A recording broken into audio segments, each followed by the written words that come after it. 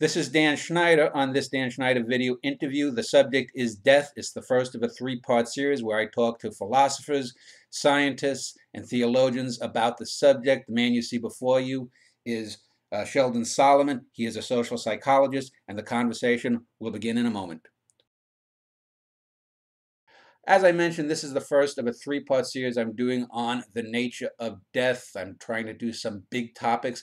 And the person you see before you is a social psychologist named Sheldon Solomon. He has written extensively on the idea of death, mostly, I think, from what I've been able to ascertain from a sociological perspective.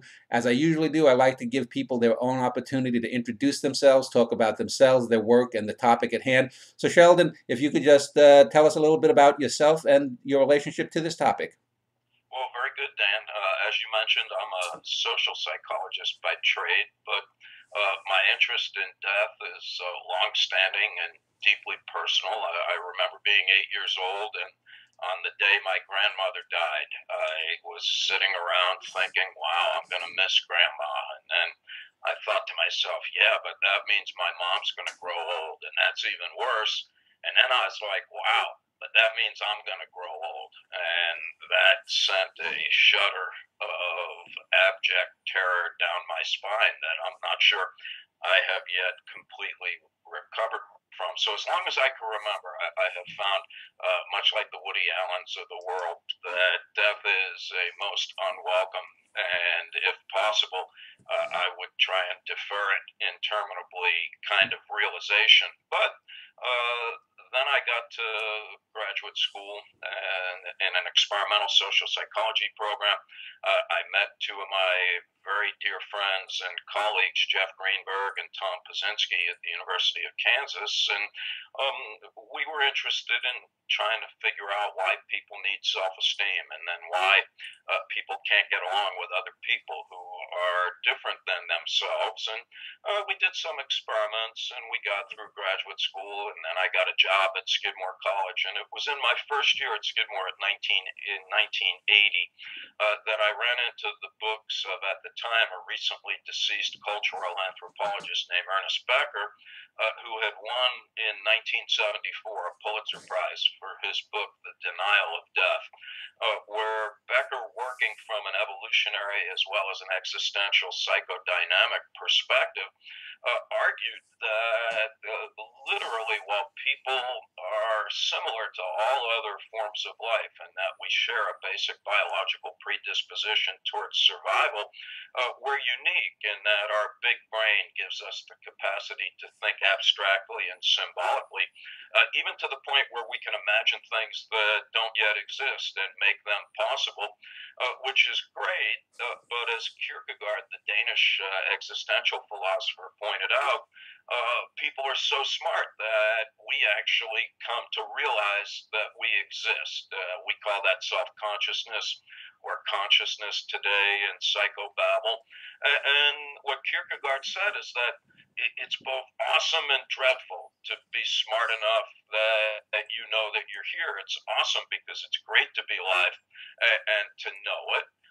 But it's dreadful because unless you're a baby or an idiot, if you're smart enough to know that you're here, you're also smart enough to realize that, like all living things, your life is a fiction, and that this is compounded by the concurrent realization that you could die at any time for reasons that you could never anticipate or control. And on top of that, Becker, borrowing an idea from Freud, points out that besides that, we really chafe at the prospect of our finitude and are demoralized by the realization that it can happen at any time.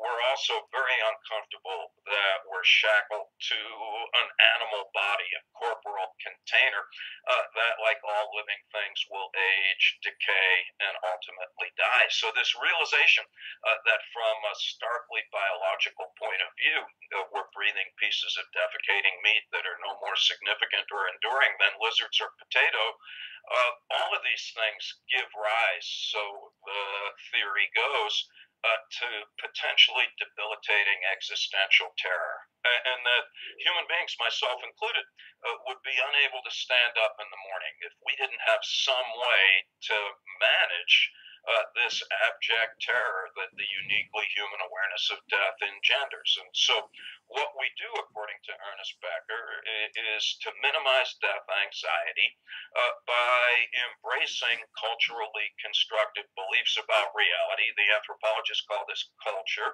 And what culture does is to give us a sense that life has meaning and that we have value. Culture gives us a sense that we have meaning by telling us about the origin of the universe. Every culture has an account of how the universe arose, and every culture has a prescription for how it is that we ought to behave while we're here. And every culture offers hope of immortality, either through the heavens, the souls, the afterlives, and reincarnations of the world's great religions, or symbolically, like the ancient Greeks pointed out. We may know that we're not going to be here forever, but we're comforted by the prospect that some manifestation of our existence will persist over time, nevertheless.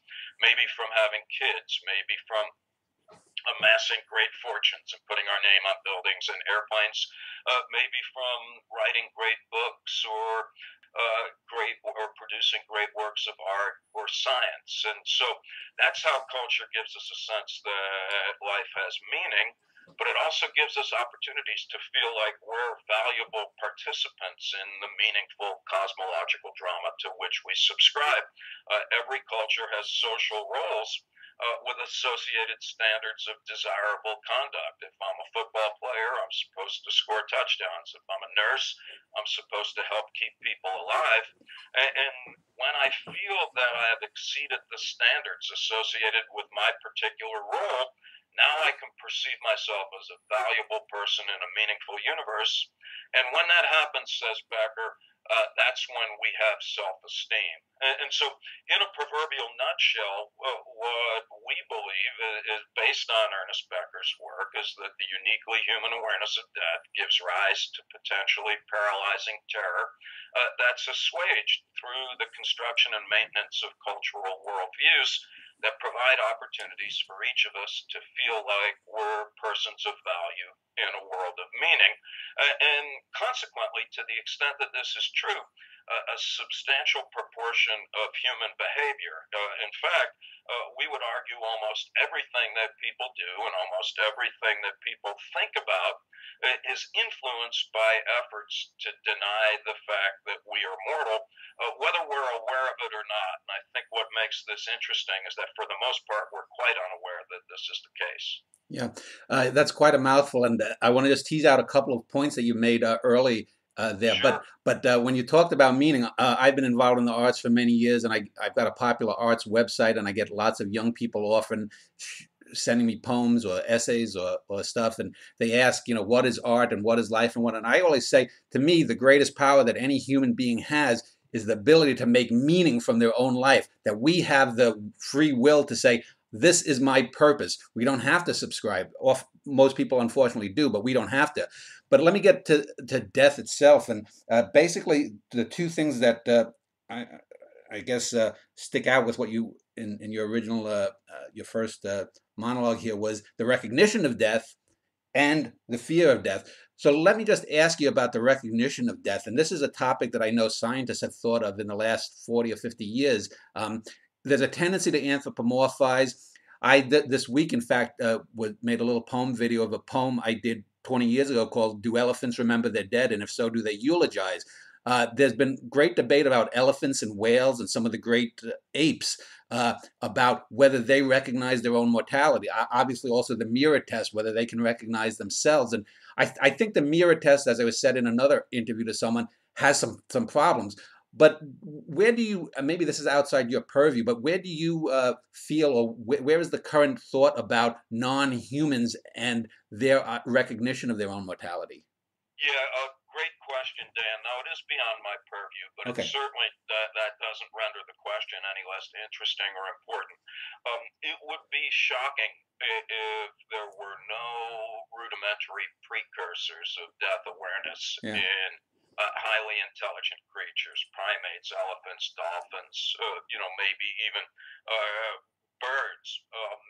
But what Becker and like-minded minded folks are arguing is that there may be other animals that, in the physical presence or in temporal proximity to death, are keenly aware of such losses and grieve accordingly. But only people, as far as we can tell, are aware at death from a really early age, even in circumstances where their lives are not directly threatened. So there's a vast clinical literature, and it's Irvin Yalom, who in the book Existential Psychotherapy in 1980 writes a chapter about children and death, where he points out that kids as young as 2 or 3, and most by age 5, are aware of death. They are much more concerned about it than their parents seem to think they are. It's only people, as far as we know, who can be sitting in the comfortable confines of their homes in a state of perfect physical well-being and start to, with great apprehension, under the prospect of their impending doom 4 or 5 decades down the proverbial trail. And so my sense, and other folks have written about this, is that it's only humans, by virtue of our symbolic proclivities and what the evolutionary psychologists call the capacity for mental time travel, that we can really easily imagine ourselves in the past and, more importantly, in the future, that gives us this vague or not so vague sense of apprehension that comes from knowing that no matter what happens, in the long run, we're doomed. Yeah. I want to now talk about the fear of death, and I want to relate this to a couple of other topics and see whether you think there's any kinship. I did a show about 6 months ago on geologists Charles Lyell and James Hutton. And James Hutton, a Scottish geologist, was famous for coming up with the concept of deep time. And I've always found that human beings tend to be sort of slack-jawed stupidity when it comes to these big abstract concepts. This is why we think of a Bible where the world is only 6,000 years old. And I'm wondering if the idea of death, nothingness, that here I am, I can be in love, I can have a bad day at work, I can go bike, I can do this, that for there to be nothing after that seems to stupefy people, even though we don't seem to have generally that same look back before we were born and at the gaping maw of billions or trillions of years beforehand. I'm wondering to what degree there's some cultural just awe at the idea and an inability to grasp personal death. Well, I think you put it quite well. I mean, the Epicureans back in the day, they said, oh, there's no reason to be anxious about death. And for the same reason that you proposed, Dan, they're like, well, nobody is troubled by the eons that surely existed before we were born. But all of us are profoundly disturbed about the prospect of a world that doesn't include us thereafter. Yeah. And Freud just was pretty straight up when he said the human id is incapable of imagining its own non-existence. And I'm not sure if this is a cultural construct, but it does seem to me that part of why we have difficulties just fathoming anything that has any whiff of infinity or eternity is that it really puts in graphic relief that we're here for a relatively short amount of time. We get one quick lap around the proverbial track of life, and then we've got to pass on the baton to the next round of humans. Well, when you say non-cultural, I know that, as I said, I've done some shows on religious topics, and I know scientists have sometimes proposed, I think quite sillily, that there's a God gene.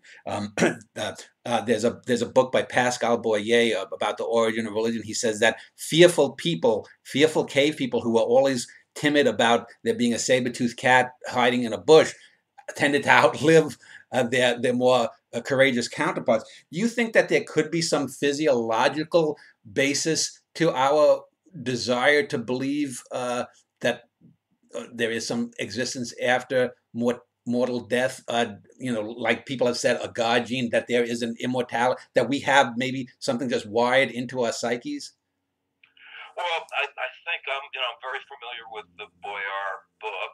We've agreed to disagree about a lot of things because Pascal, who's a great scholar, um, is not quite willing to entertain the proposition that we advance, which is that it's the awareness of death and the abject terror that that awareness engenders that ultimately underlies the desire for religion and immortality. And we're not suggesting that that's the only reason that people are religious, but we're with him with regard to the evolutionary argument, which is that once the problem of death arose, historically, because it does seem that there was a time back in the day where relatively suddenly you had the origin of art and ceremonial grave goods and body adornment and jewelry. And what some folks argue is that this is the point in time where consciousness reached a critical point where folks would have literally perished from anxiety and being demoralized by the prospect of the inevitability of death, and that the humans that fared best, both individually and collectively, were the ones who very ingeniously, albeit perhaps quite unconsciously, were able to conjure up an image of a supernatural universe in which death was not inevitable. Okay. I'd like to end this first segment just with a follow-up, and then in our next segment, I want to talk a bit more about some of your writings, the terror management theory and stuff.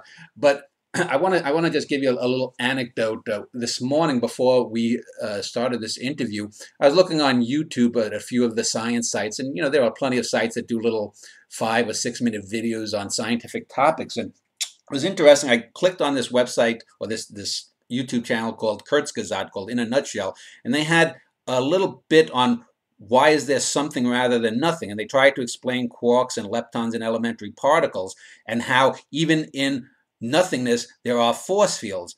And I thought to myself, this is very interesting, because if there is a force field, definitionally, that is not nothing. So even science has a very difficult problem at recognizing utter nothingness. And as it relates to death, the best thing that I could think about consciously what death is total experiencelessness, not blackness, because blackness is still something. If I'm floating in a womb, like one of Samuel Beckett has a famous play where someone's crawling around in the dark, that can't be death.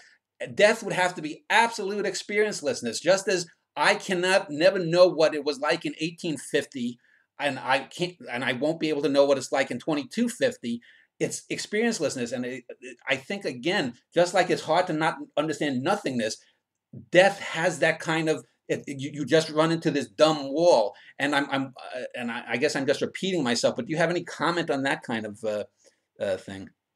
No, except to affirm what you just said, Dan. I think that's really what it comes down to. It is more than anything. Death is surely a complex and multidimensional symbol, but when you step back and think about what is it that renders it the unmitigated and distinctly different horror than anything that could befall us, it is the prospect of nothingness. And the ancient Greeks, who had a lot of things going for them, I mean, all the great Greek tragedies like Oedipus and Antigone, the real terror is of nothingness. There's so many proclamations at the end of tragedies. I am no thing. And for an embodied entity to ponder the prospect of being both disembodied and non-existent, it is an almost impossible challenge to a sentient and mortal creature.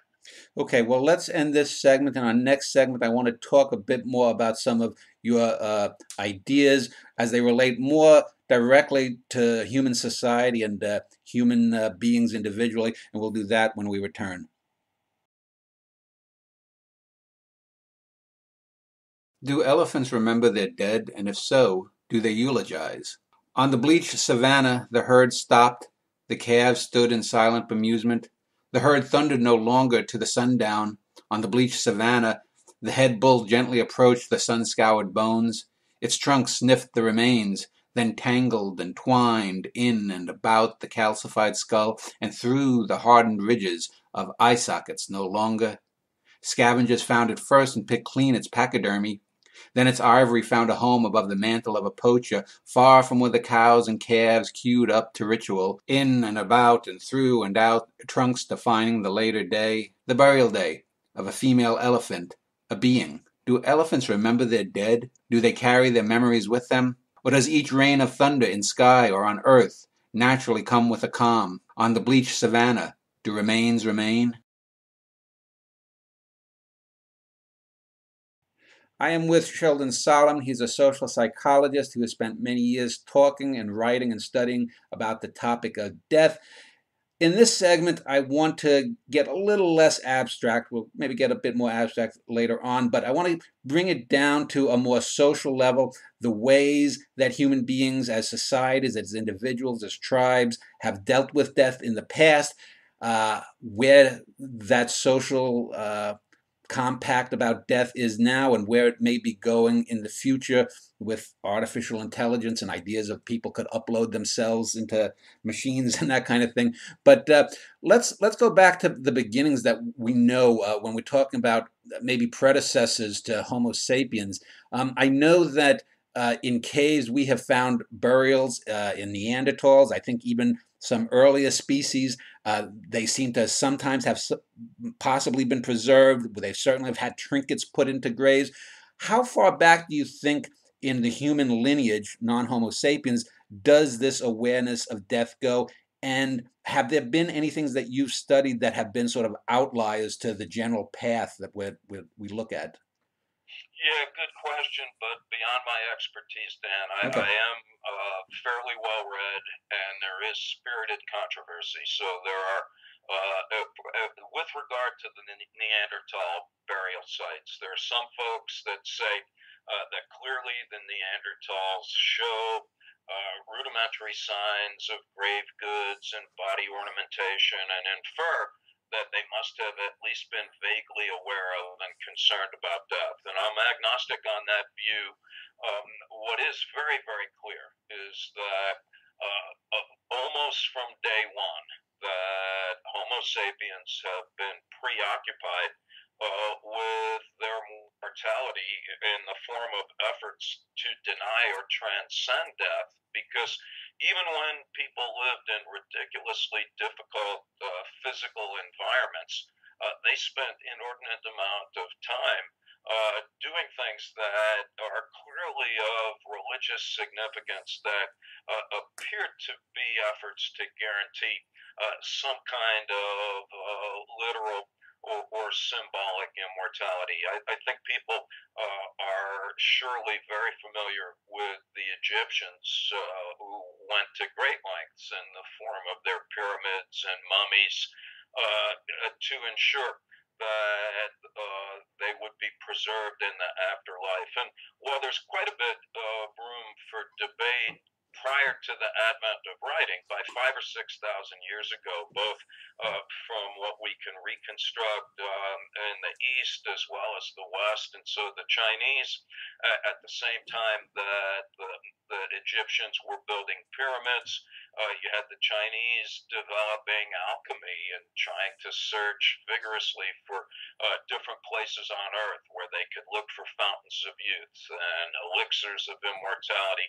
And so I think it's very, very clear that the idea of doing whatever we can to offset the possibility of dying goes way, way back. And as you've already mentioned, it continues to this day in the form of modern cryogenics movements and efforts to abandon our body entirely and upload ourselves onto our own Facebook page and so on and so forth. Okay, you mentioned Ernest Beck and the denial of death, and from what you've spoken, you tend to be, if not maybe a disciple, certainly someone who's interested in that. If you could lay out a little bit of some of the theses that Beck laid out, where you may agree or disagree, because as I can tell, and I'm no expert in it, he seems to argue that death is the primary driving cause, which in most human actions, which seems to me a little bit of a Freudian kind of overstatement. Do you think that death motivates everything, or is death just one of the prime drivers of why we do what we do? Yeah, I think that's an important point. There's always the risk of appearing to be overly polemic to the point of simple-minded. Whenever you have theories, they're called grand theories, where you Yeah. just say, "Oh, this underlies everything." I know. Having said that, it worked okay for Einstein. E equals mc squared was a pretty powerful idea. And Darwin's insistence that natural selection underlied evolutionary change has also, I think, worked pretty well. We're a little bit more, I think, nuanced. I don't know if that makes us better scientists, but we agree with Becker's claim that existential anxieties underlie a substantial proportion of human activity, but it doesn't follow from that that everything people do is just a defensive reflex to ward off death anxiety. Our view is rather that you can't understand most of what people do and why and how they do it if you don't consider the role that existential concerns contribute to the vagaries of the human condition. Now, I'm happy to give you some examples if that would be useful. Sure, sure. Go ahead. Yeah, so when Becker's writing these books in the 1970s, and he won a Pulitzer Prize, but he was generally disparaged, in fact, vehemently mocked by the academic community. So they just said, "Look, this is Freudian and philosophical nonsense. You're just talking shit, if you'll pardon the expression, and it's highly speculative." And there's just no way that it could be right, and there's surely no way that you could test these ideas by traditional scientific standards. And so that's where Jeff and Tom and I come in. We have PhDs in experimental social psychology, and when we started talking about Becker's ideas in the 1980s, and people said, "Oh, this is just crap," the first paper that we wrote about Ernest Becker and terror management theory, which is just our effort to take Becker's ideas and frame them in ways that allow us to test them. Our paper was rejected with a one-line review. The reviewer said, "I have no doubt whatsoever that these ideas are of absolutely no interest to any psychologist, alive or dead," which was a pretty funny but also striking condemnation of the broad claim that death fears have much to do with human affairs.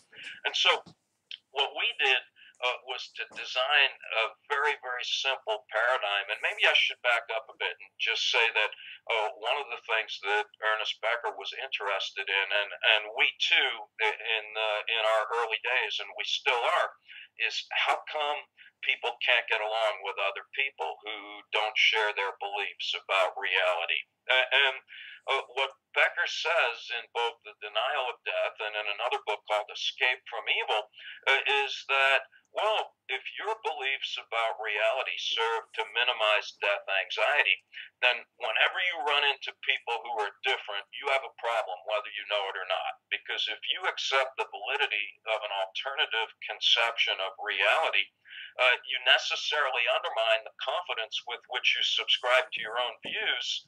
And once that happens, you're exposing yourself to the very anxiety that your beliefs were erected to reduce in the first place.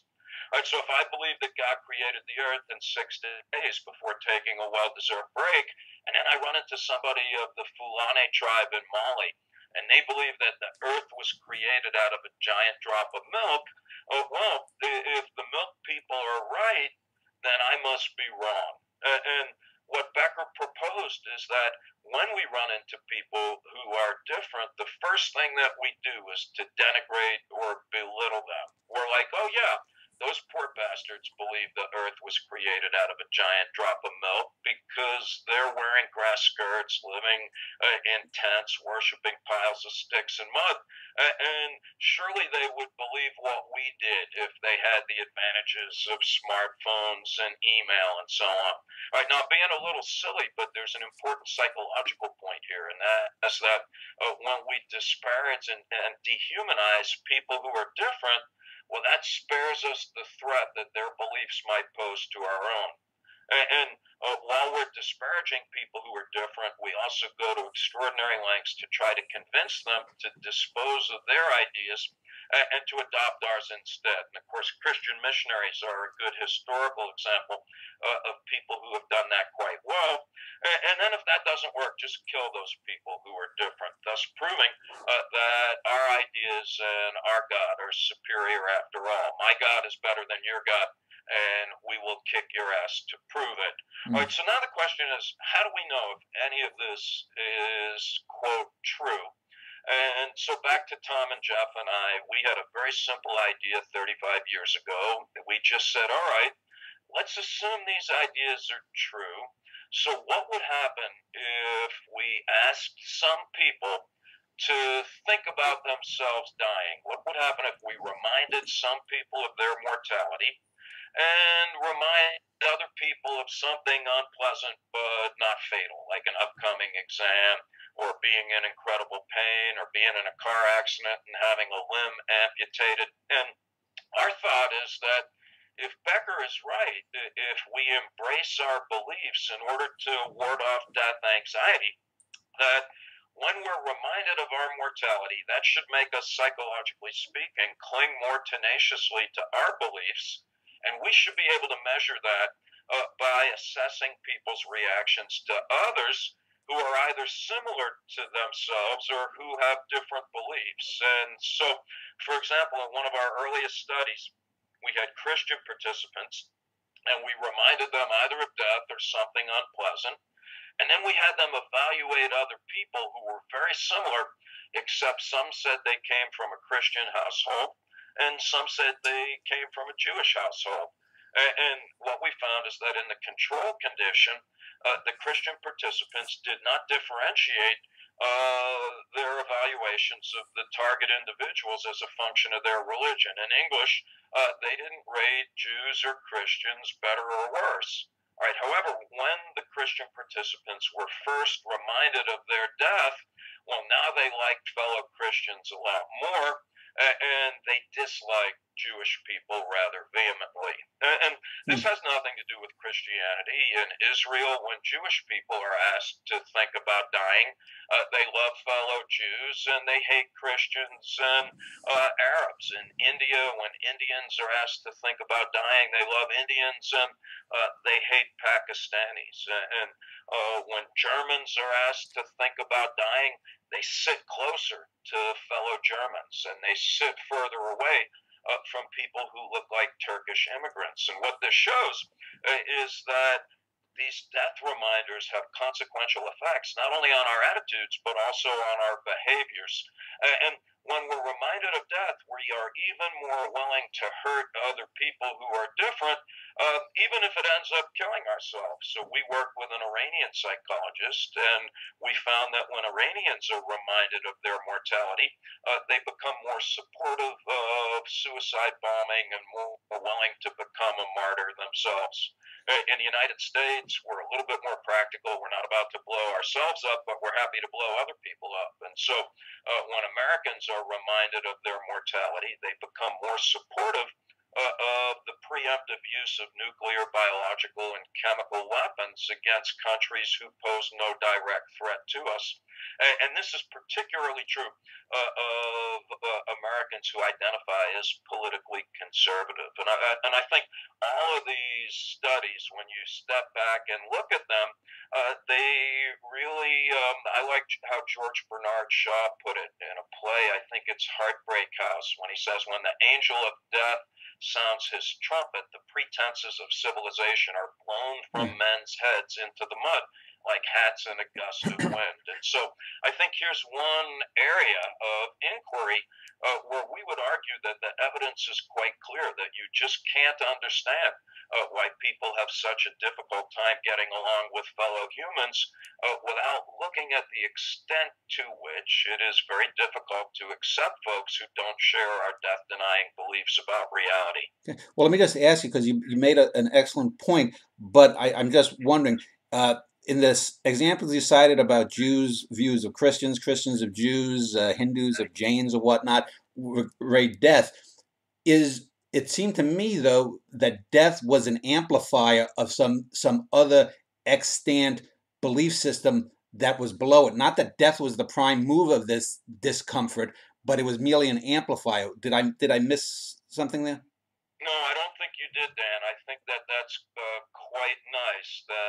But remember that the existing belief systems, we argue, are there to mitigate death anxiety in the first place. Okay. And so, yes, death is the prime mover in that it's the original impetus for the formation of those beliefs. But the way that death reminders have their effects is by instigating efforts to bolster pre-existing belief systems. That's quite right. Well, let me try to take what you stated here and put it in a more 21st century context. Like all generations, the people who are in their primes always look down at the younger generation, and every younger generation is lazier and dumber and not as willing to do this, going back eons, of course. But one of the things that we have now is the internet, and one of the things that I found quite interesting is the way that death and fear of death is portrayed on internet, on things like they call now creepypasta, or on internet videos that people do. Let me just give you a little background. I had mentioned, I think off camera before we recorded, that I'm from New York, and I grew up in what I could best say, if you ever saw the movie Goodfellas, I grew up in a Yeah. neighborhood very much like that. I mean, we knew mobsters. A guy would say, "Hey, go get us some pizza. Give us $20. It would be $12 for the pizza and the beer." He'd say, "Keep it." And these were the guys we were looked up to. They were totally amoral, murderous scumbags, but we looked at them in a sense like a Mickey Mantle or a Willis Reed or some sports hero. Absolutely. And but nowadays, the interesting thing that I find is the idea of death. I mean, we were aware that these people would kill people, and we were aware of race riots back then when I was a kid. But now children seem to have a more puerile vision of death. And let me just give you an example. I was looking up a thing last year. A couple of young girls stabbed a girl over this thing called Slender Man, where people made this little, monstrous little being. Over the last 5 or 6 years, and have sort of backwards inserted him into urban legends and stuff. And when I was watching The World at War, the British series on World War II, over the last week, and you'd see these images of mass death on Iwo Jima or in the death camps or in Russia and whatnot. There, even though they're images, there's death being really portrayed.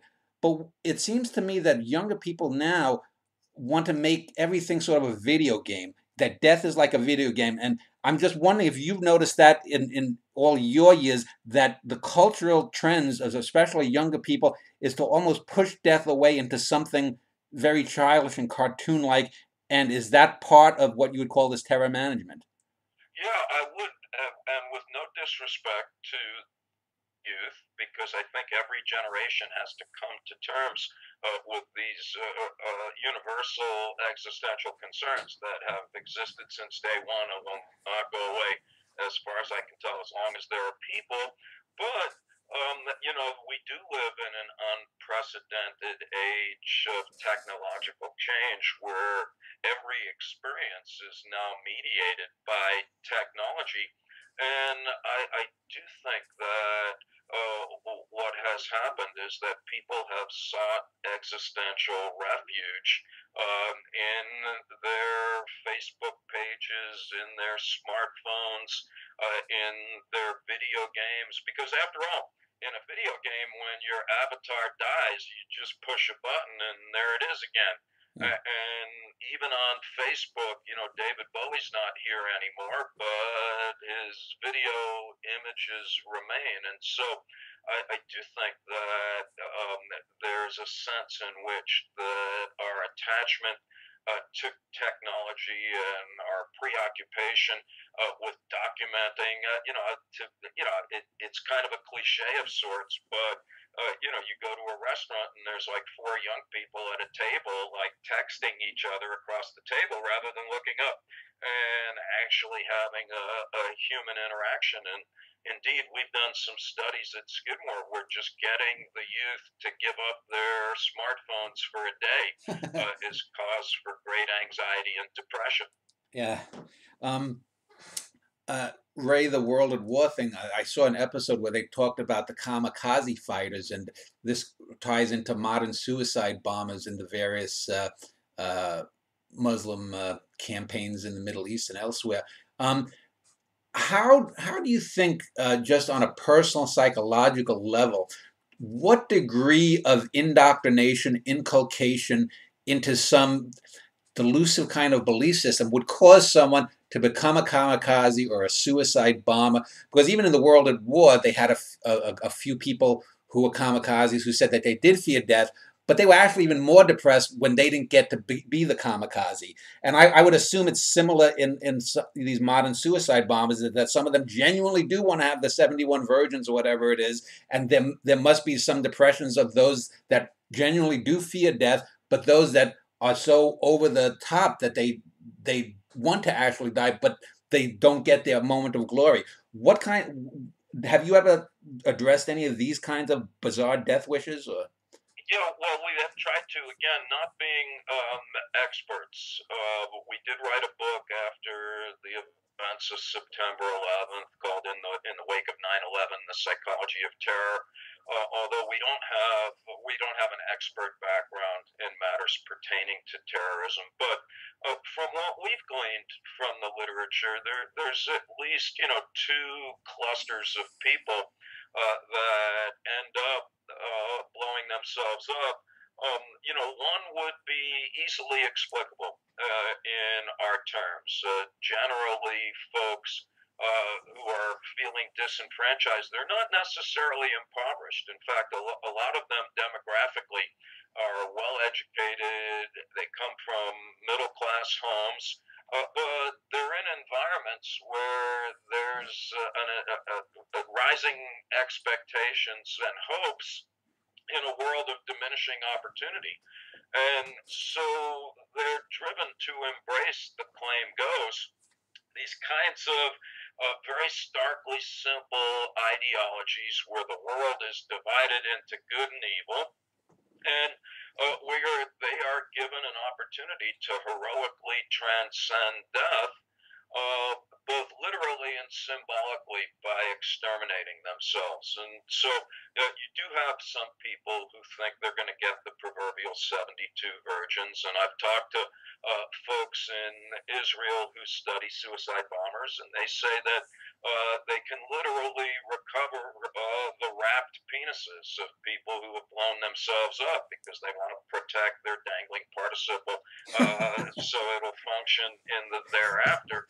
And then there's other folks who just realize that they're going to be well remembered by their family and their communities in the aftermath of their self-sacrifice. And so, in the Palestinian territories, I have read articles that there are posters of martyrs, just like in the U.S. You might have youngsters have posters of their favorite musicians or rock stars.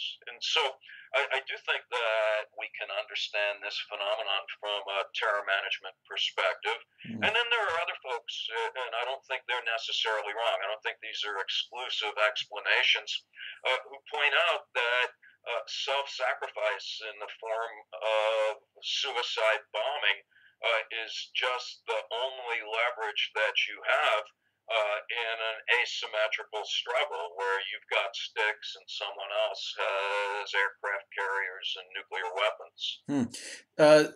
of those possible counters, it seems to me, or maybe I'm misreading, but it would seem to me that the Mick World idea of celebrity has taken root in those cultures, and that if instead of looking up to rock stars or rap stars or movie stars, they're looking up to these suicide bombers, they become the celebrities. So it's almost in a sense that if that is so, they've almost they've capitulated without even knowing to some of the values that they claim to abhor. Oh, very well put, and I like that. And of course, this is not unique to so-called Islamic terrorism. It is common knowledge that a lot of the terrible mass shootings in the U.S. are motivated by efforts to be remembered. And the Columbine killers, it's well known from their diaries that they wanted to go down in history as the biggest, killers of people in the U.S. And that the lunatic at Virginia Tech who came after, he's like, no, I'm going to top that. Yeah. And the guy who shot up the little kids' school in Connecticut, Tim McVeigh. And so I think this same dynamic, that this urge for heroic transcendence, and that unfortunately has this terribly malignant manifestation in the form of, who's going to kill the most people in the most spectacular and public way, certainly does not bode well for the future. Well, what is your take then on the media? And I'll give you two recent examples. About a year or so ago, they had that girl who had been kidnapped by the Cleveland psychopaths for like 7, 8 years or whatnot. And they did an interview with her, Diane Sawyer. And I watched parts of that interview. And unfortunately, the girl was ignorant. She had nothing deep to say. It was just total exploitation. And I really wanted to spit on Diane Sawyer. And then just recently, I saw, I've only seen a few clips online. They had the mother of the Columbine killers. It's breaking up, the term now, any celebrity is breaking their silence. And again, she had nothing of value to say about either her own children or about anything larger. And it was just a ploy to get ratings. How do you think that we in the West or anywhere stop this cycle then that drives these people to this, I guess you would call it some sort of a death wish? Where does that fit into this idea of terror management? Are they what you'd call enablers? Well, I think ultimately, whether it's passive and well-intentioned or not, and of course I think the media has a role to play here. I mean, there has been some recent efforts to not, for example, publicize the names of shooters, or to show graphic depictions of their nefarious handiwork. And I think that's probably a step in the right direction. Unfortunately, Dan, as you know as well as I, in the era that we now live in, where everyone with a smartphone is a Diane Sawyer in the making, this is going to be very tough. Because just about every recent public atrocity, is posted on YouTube before the media even gets its hands on it. Yeah. Well, let's end this segment here, and then the next segment, I want to talk about a little bit going into the future, any of your personal thoughts. I want to talk a little bit, too, about some of this, what I consider nonsense about people uploading themselves and becoming immortal and how this sort of skews things, but we'll do that when we return. Back speaking about death with Sheldon Solomon, and I wanted to talk about where you think personally human society and human individuals are going to go with ideas about death. And of course, this would include the future of religion, or its lack of a future, perhaps. But I wanted to open this discussion with the idea that has been propounded called the singularity. And that is that artificial intelligence is coming. And I don't doubt that probably by the end of this century, we will have artificial intelligence, creatures that may be close to indistinguishable from at least from a little bit of a distance from human beings. If it talks and walks and quacks like a duck, it is a duck. But one of the things I found the most bizarre, I saw a documentary a few years ago about Ray Kurzweil, who's been the major proponent of the singularity. And basically, it showed him in a very unflattering light, even though I think he willingly participated in the film, where he wanted to reconstruct his own father just by basic information, plug it into some algorithm that would make his father a computer voice. He has this idea that somehow he would upload himself into a computer and become immortal. And I've talked with philosophers and stuff about there's the idea of the river of life. There's the the Argo, and if you replace every bit of the Argo on Jason's ship, and in 10 years, is that still the Argo? And to me, it seems one of the most ridiculous and silly ways to try to avoid your own mortality, because someone like Kurzweil and his disciples don't seem to realize the moment that you've unplugged your physical body, and that copy that even if you can upload it, that's not you. That's just a copy of yourself. So what do you think about this sort of what I would call a futuristic version of terror management to evade or avoiding death? And do you think, or do you agree with Kurzweil, or with sort of my position on it? What and where does that come from, do you think? Well, I guess I'm with you, Dan. So we wrote a chapter in our book that came out a year ago. It's called "The Worm at the Core: on the Role of Death in Life," on literal immortality. And we make the point that I did earlier, which is that, you know, humans have been incredibly preoccupied with not dying since there's been humans. And at first, we went about it in what might, in retrospect, seem like naively charming and simple ways, by going to all points of the globe looking for herbs and potions that would keep us young. Yeah. And you know, or the Egyptians with mummification techniques to preserve the body so that when it got to the afterlife, it would be able to stand up and dance and so on. But you know, in the 20th century, you know, there were all kinds of efforts to freeze creatures and then revive them. And Charles Lindbergh, you know, the famous Yeah. pilot, he was preoccupied with death. And he spent 20 years working with a famous surgeon, Alex Carrel, to develop techniques to keep, I think it was chicken embryos alive Mm. for as long as possible. And so the Kurzweils of the world are just 21st century incarnations of this ancient and long-standing effort to not die. And, you know, and the idea is that, well, if I'm part of a body and if my body is, you know, going to decay and die, then I've got to get out of this carcass. And it's really an extraordinary example of this Cartesian dualism, the idea that you could actually separate your mind from your body, which, of course, Aristotle rejected eons ago. And so I'm with you. I think this is wishful thinking. And, you know, we are kind of playful in our book where we say, all right, right now, you know, people can't do anything. It doesn't even count till you take your selfie and you put it on your Facebook page. But, you know, that's only a stepping stone to the ultimate ridiculousness where it's, well, you are your Facebook page. And Yeah. you know, once that happens, then, you know, at what point can you possibly preserve the claim that you're anything even remotely human Yeah. when you've become a caricature of a stereotype of your own avatar? Yeah. I mean, I have no doubt that, assuming we don't destroy ourselves, that 1,000, 5,000 years from now, our ancestors, whether they're Homo sapiens or Homo whatever, and they're 10 million light years away around other stars in some kind of a colony, I have no doubt that they'll probably live a few hundred years. I mean, we will, I think, eugenically learn about telomeres and how to extend our lives, Absolutely. and we're going to manipulate ourselves. And so I don't doubt that.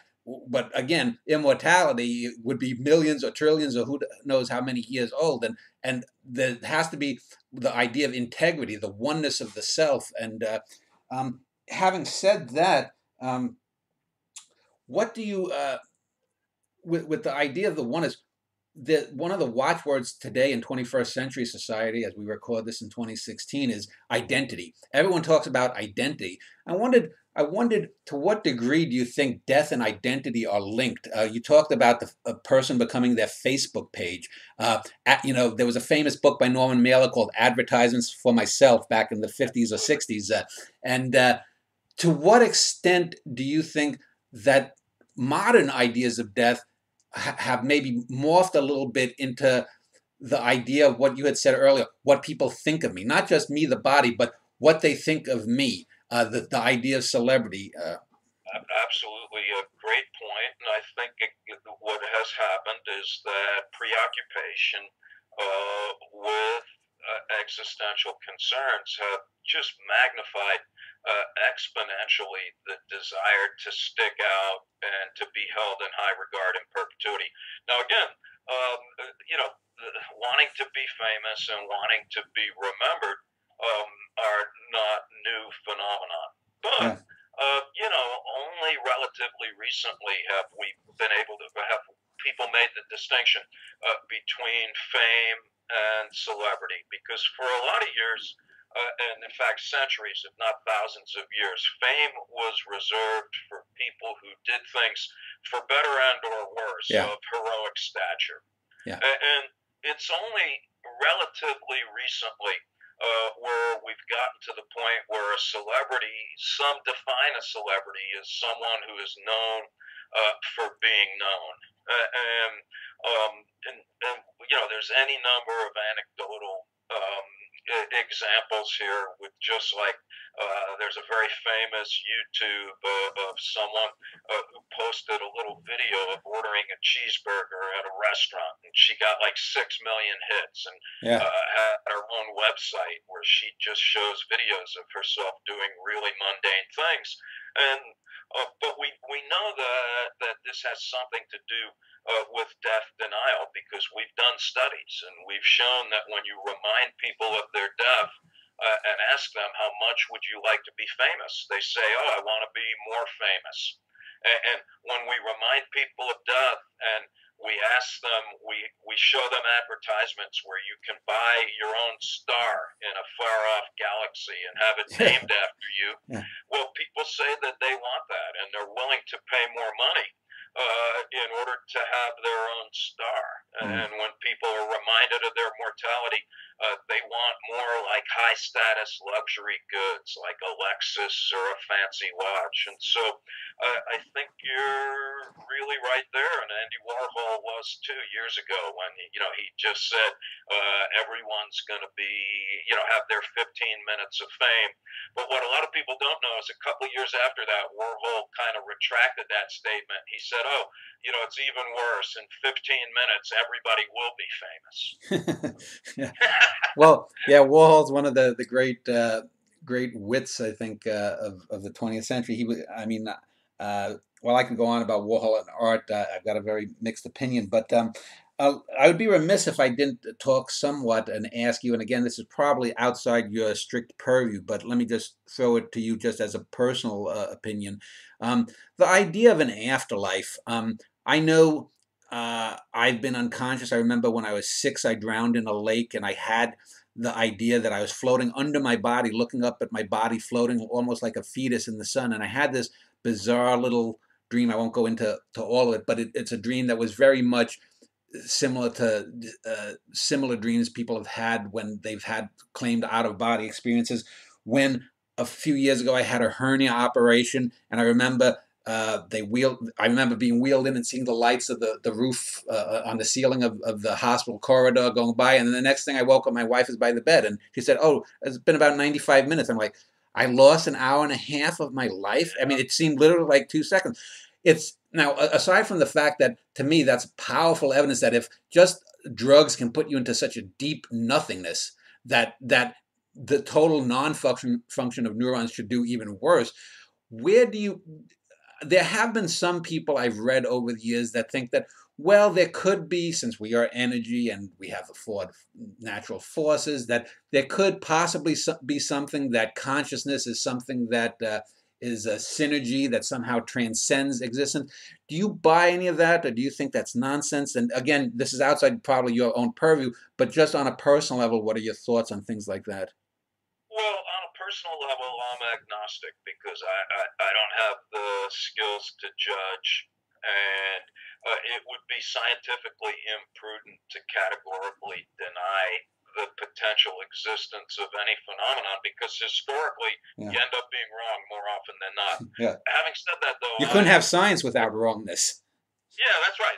But I'm quite somewhat skeptical. I do not in any way deny the veracity of anybody's subjective experiences, Yeah. including my own. So I have also had strikingly interesting out of body experiences where what I like how you put it, Dan, where something that phenomenologically appeared to happen in 5 seconds, was happening over the course of hours. But there are a few things. One is that people who have done serious studies of hallucinogens Yeah. and the effects that they have on people, they produce some of the very same effects that are reported in out of body experiences that are associated with near death. And there's also been some excellent efforts to explain near death experiences uh, through neuroanatomical accounts. And so I think they're profoundly interesting. I think they're psychologically significant. Uh, but I don't think there's anything that would necessarily require that we make the so-called Kierkegaardian leap of faith to embrace the fact that this is indicative of any kind of hereafter. Yeah. You had earlier talked about about uh, some of the resistance that Becker's ideas had, and I know that I found that too in the sciences. I did a show last summer on four scientists who had alternate ideas to the Big Bang idea of the creation of the universe, and I tried to get at least one named person who is a Big Bang proponent, or at least a multiverse proponent, but they refused to even debate these people. They treated them as if they were like Immanuel Velikovsky or just cavemen. And it's the Thomas Kuhn thing. So having said that about Thomas Kuhn, the structure of scientific revolutions, about first you scoff at, then you grudgingly accept it, then it becomes its own doctrine. Where do you think that we are scientifically or culturally in the study of death? And do you think is there do you know anyone with an idea that may be a game changer in how we perceive death culturally, or how we understand death phenomenologically, say in to help someone a mortician say this person definitely died? Because there have been cases when people have been ready to be shoved into a crematory, Right. and they wake up. Well, all right. You asked several, I think, profoundly interesting questions embedded in your last query. But, to frame it in Kuhn's terms, Yeah. I think that when, it was the early 1980s, and Jeff and Tom and I were bouncing around academic circles trying to get academic psychologists to think about Becker's ideas. Yeah, I do think we were roundly denounced and just denigrated as bumbling outcasts. All right, Yeah. but the good thing about science is that eventually evidence adds up, and after several hundred studies, I mean, there's now a branch of psychology called the experimental existential psychology, and I think that our small contribution to the world of science is that we developed paradigms that allowed us to very rigorously test hypotheses in the traditional scientific method.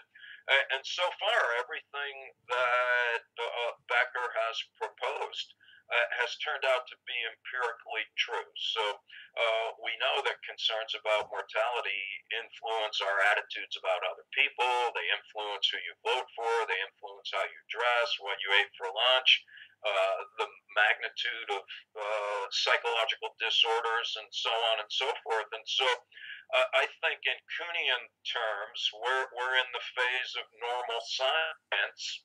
And that's what Kuhn meant is you get to the point where people are like, well, all right, I don't need to agree with you, but I have to accept that these ideas have merit. And now there's a lot of research that's just geared towards trying to establish the empirical boundaries of these phenomena. And there's vigorous debate, as there should be, because that's how science works, about how much these ideas can account for and what's actually going on in terms of explaining the phenomenon that we've delineated in our research. But I'm not sure that the work has yet had any radical transformation in terms of it having wafted into public discourse to the point where people are stepping back and saying, no, wow, we need to really think about the implications of these ideas for the world around us. Now, I just said that, but having said that, half wrong, because there is a big movement, the death positive movement, and you've got over in the UK, you've got death cafes. I think there is the beginning right now of a sense that is becoming more popular, popular in the sense of being widely disseminated, that we can no longer as a culture go on denying death, embedding ourselves in our devices, segregating old people, spending billions of dollars to avoid looking like we're going to get old, and so on and so forth. And I do think that there's some collective public energy towards trying to really help each other accept the reality of the human condition and to engage in spirited public conversations about what that means for how we ought to live as human beings in light of the knowledge that we won't be here forever. In my final segment, which will be coming up, I'll give you closing remarks, and if there's anything that you want to add on any of the things that we've talked about, we'll do that in this final segment. But I want to end this segment just getting a little bit even more speculative, because one of the things that was mentioned earlier is the duality of things, and we often think in binary terms in life, sometimes to our detriment. And we've explored Mars, we've had shots of Pluto in the last year, landed on a comet, and we talk about death, but in order to really define what death is, you'd have to know what life is. And there's often, the idea that is a virus alive or not? And there's a term, life as we know it. But, as we move out into the cosmos, we're probably not going to find Vulcans and Borgs and Death Stars, and galactic empires. We're probably going to find things that may be alive that we don't even know are alive. If we do, where do you think, say, if that happens in a couple of centuries or a few hundred years after that even, where do you think human ideas of death will go if we discover that life isn't exactly what we have defined it?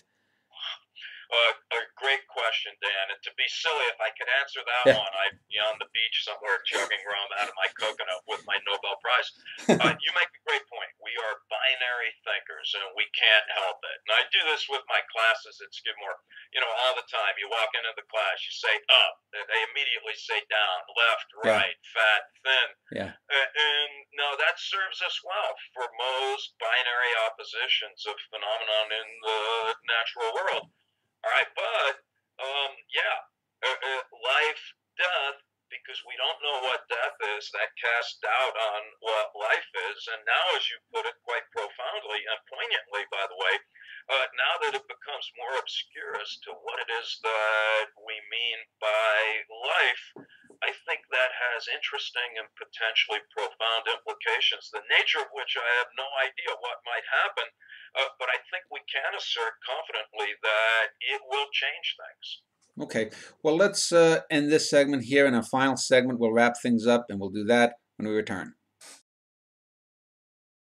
I am speaking with Sheldon Solomon. He's a social psychologist. We've been talking about death. It's the first of 3 shows I plan on doing with people in the sciences, in theology, and also philosophy about the subject. We've talked about a lot of things about the past, present, and future of the ideas of death, what death is, and so forth. So let me just end the interview by giving you a few minutes to talk in anything that you want, or if I've missed anything, any final summations for anyone who's watching this, your ideas on death.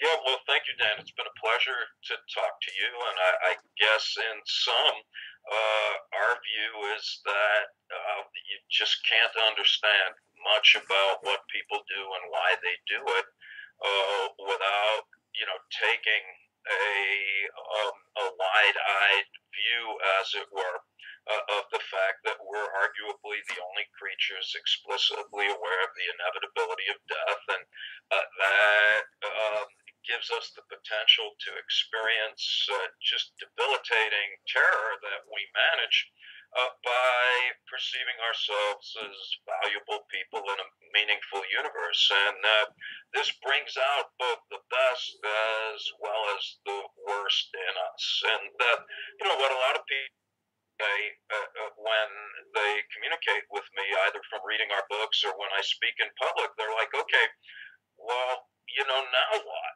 And, when we write about this in our book, The Worm at the Core, but our view is that, well, unclear. We certainly don't subscribe to the view of the so-called modern immortalists that it's time to jump out of our bodies onto a flash drive.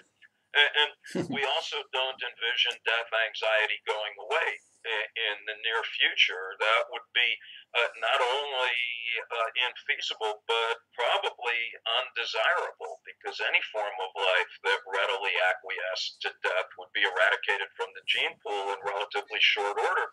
And so, if we're not going to live forever, and if we can't abandon death anxiety, then that raises the question of, well, what then can we do? And here there's religious and existential philosophical traditions really end up with a remarkable confluence. So I like how Albert Camus put it in a little blurb that he sketched in his notebooks when he said, "Come to terms with death. Thereafter, anything is possible." As corny as it sounds, it is only by coming to terms with death can we really deeply appreciate and savor and ultimately live a full and satisfying life. And that's, I guess, how I would sum it up. Yeah, I was just thinking as you were saying that, I remember a few years ago I saw on Sports Center on ESPN the daughter of Ted Williams talking about her famous That's right. father with his head frozen somewhere. That's And right. here's a man who, granted, he didn't cure cancer, he didn't do anything that people 50 years from now are going to necessarily remember. He'll just be a name and some statistics. But he brought joy to millions of people in his 20-some year baseball career. Kids idolize this man. This was certainly a life worth living. And yet there was something in him that was so fearful that he hadn't done enough, that he after his death, anyone who's going to remember him, probably it's almost a joke. And I find that's kind of profoundly sad that he didn't appreciate all that he had done. Again, not curing cancer, but bringing joy to people. But anyway, if you've enjoyed this conversation with Sheldon Solomon about the nature of death, you'll find some links below this video linking to him and some of his works. Next weekend, I'll have another similar talk. It'll be on the nature of consciousness, and that will be with a woman named Heather Berlin. And again, Sheldon, I want to just thank you for your time and your insights. Thank you, Dan. Have a great day.